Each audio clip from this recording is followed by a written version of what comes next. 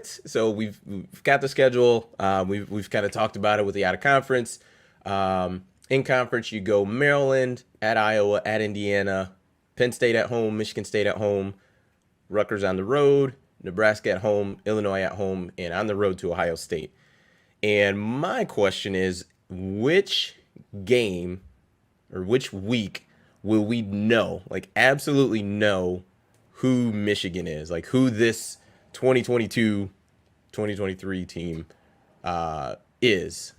And I will give you the floor, Mark. All right. The 3 non-conference games, see ya. It's just, yeah. I wish we had something to go on there, but we don't. And that's going to bring us to our latest poll question. And I would respond that I'm going to be one of the more that are annoyed with Michigan's non-conference schedule.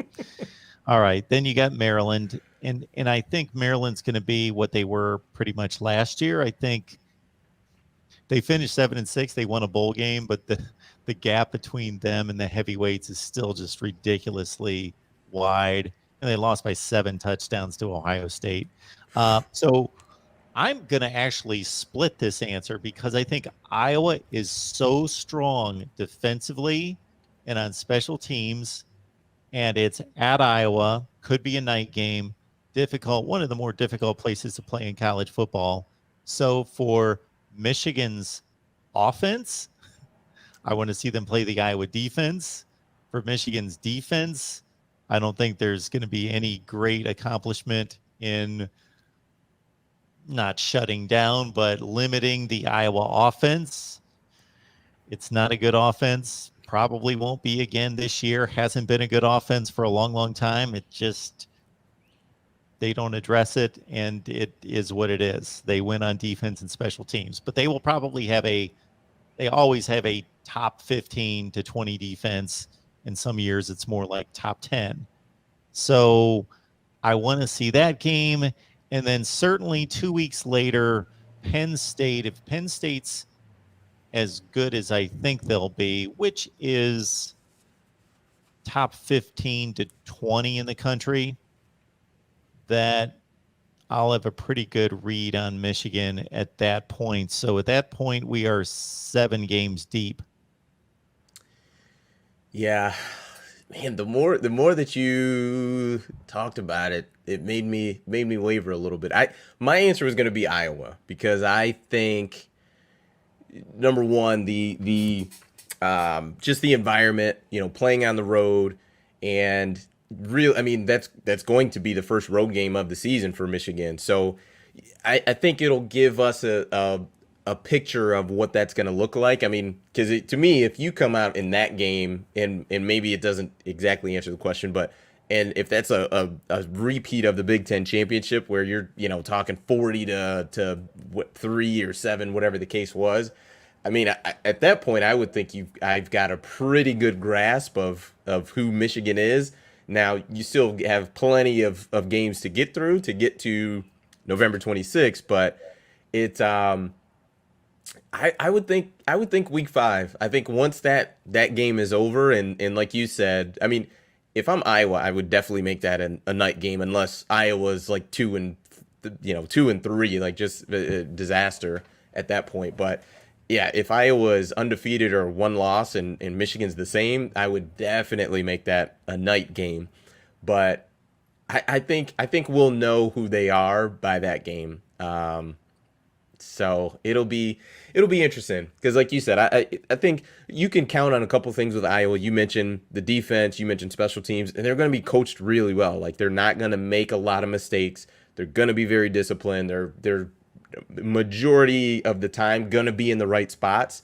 So if you're able to just be methodical and efficient on offense, and you're able to stymie them on defense, I think it will show that Michigan is in really good shape, and I think it'll give us a shot to know who they are. And maybe that's a difficult question to say that, but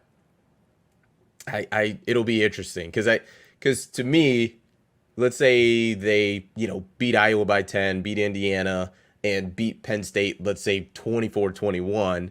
and then they have a repeat performance against Ohio State, then we will definitely be wrong. Say, saying that, well, I know for sure who they are. So maybe it's a difficult question, and that's okay. But yeah, because I think that can definitely change things as well. That trip to Iowa, in many ways, is similar to their trip to Wisconsin last year.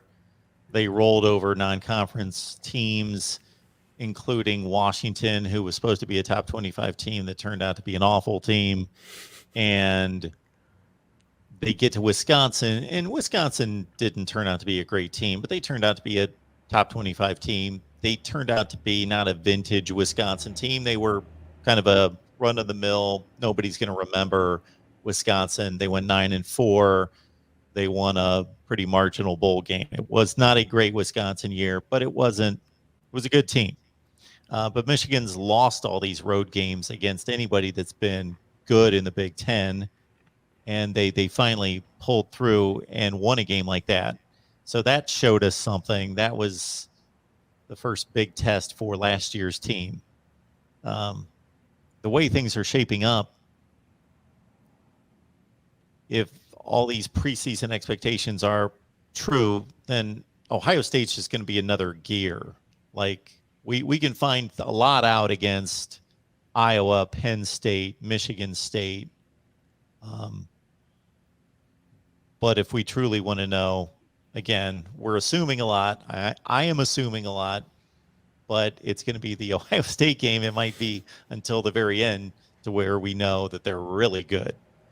Yeah. And that might be the answer. Like, we may not know who Michigan is until November 26th at about 4 p.m. Or maybe 1 p.m. maybe by halftime. It's like, okay, we kind of know. But yeah, I mean, I think that's the interesting part of the way Michigan's schedule just overall in general kind of plays out, with having Ohio State at the end. You usually have Michigan State and Penn State kind of in the middle.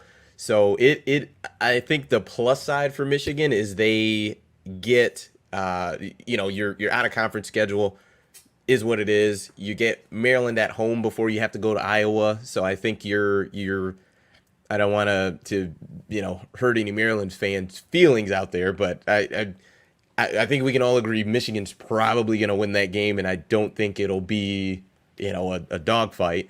So you get the Iowa game, and then you've got Indiana before you have Penn State, but also Penn State's at home. You got Michigan State at home. So I think they get some breaks when it comes to their schedule.